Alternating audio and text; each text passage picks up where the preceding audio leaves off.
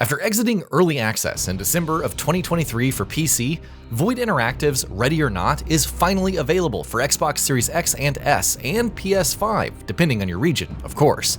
As a tactical first-person shooter, players take control of Commander David Judge Beaumont and lead D Platoon in the LA-inspired Los Sueños, responding to various crimes and gradually becoming overtaken by the city's darker elements. For those who have always wanted something in the vein of SWAT, Ready or Not is well worth checking out, whether you're playing alone or in co-op. But basic training is only the first step. Here are 15 tips and tricks you should know for surviving through thick and thin.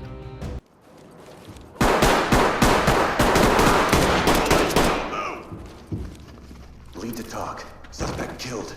Talk to element. Play slow and know when to play fast. If it wasn't immediately clear during training, you won't be sprinting full bore through levels in Ready or Not. However, it is possible to rush through, not paying attention to corners or potential doorways with dangerous suspects. When you're moving through the environment, play slowly, systematically clearing areas outside of rooms and ensuring that you lean corners when aiming down sights. If you know there are armed suspects in a room, and more importantly, they know you're out there, then you can be aggressive. Leaning and free leaning. As noted, leaning is extremely good, whether you know someone waits around the next corner or you just want to aim through a door crack. Your body is less exposed, which means you're less likely to eat a ton of bullets. Learn to lean and move at the same time, but more importantly, don't forget free leaning. It provides much more control and allows for checking underneath beds where suspects could be hiding, and they will be hiding when you least expect it. Peek instead of opening doors. Doors are perhaps the most dangerous thing in Ready or Not, but there are a few ways to minimize that. One such method is peeking. First, open the door by a slight crack and then move towards it to open it.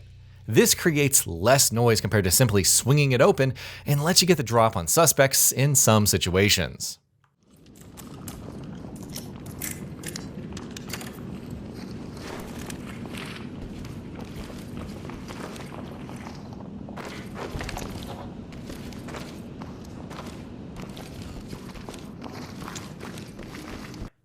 Hard breaching to lower morale.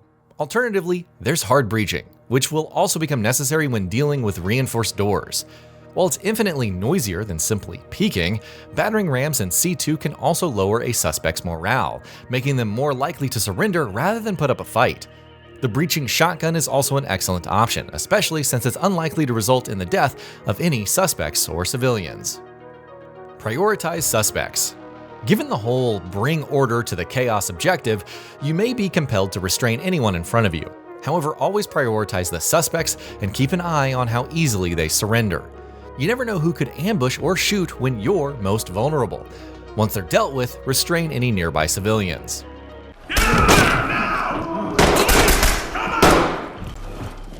Element to talk. Suspect down. Entry team. Notifying Cam. Commanding suspects.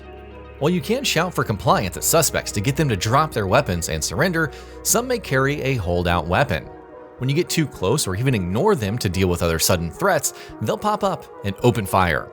A good tactic is to command a kneeling suspect to turn around and then make their way towards you. Not only will you have the benefit of a more secure position, but the chances of them using their holdout weapons are reduced. Always restrain incapacitated suspects. Even if you've incapacitated a suspect, even lethally with blood pooling and more, always restrain them. Not only does it add to your final mission score, but some suspects could be faking their deaths, suddenly popping up later and attacking from behind. It doesn't happen often, but better to be safe and alive than sorry. Prioritize non-lethal options. With the sheer amount of firearms available, why would anyone ever want to rely on non-lethal options? Because the beanbag shotgun, flashbang, and stinger can result in quicker surrenders, while gas can prevent suspects from using holdout weapons, though beware of suspects potentially opting to go down guns blazing instead of surrendering. All of this means less deaths and a higher score. JHP versus AP rounds. When equipping lethal weapons, it's always important to remember which ammo is best against which targets. Jacketed hollow point JHP rounds are suited against targets without armor, providing additional stopping power. On the other hand, armor-piercing or AP rounds should be used against armored foes. If a mission has hostiles with and without armor, you can carry both types and switch between them. Praise the Door Wedge. If there's any tactical device you should take into just about every mission, it's the Door Wedge. You can use this to seal off doors. Alongside preventing potential flanks from suspects, it remains indefinitely and can be reused when you finish clearing an area.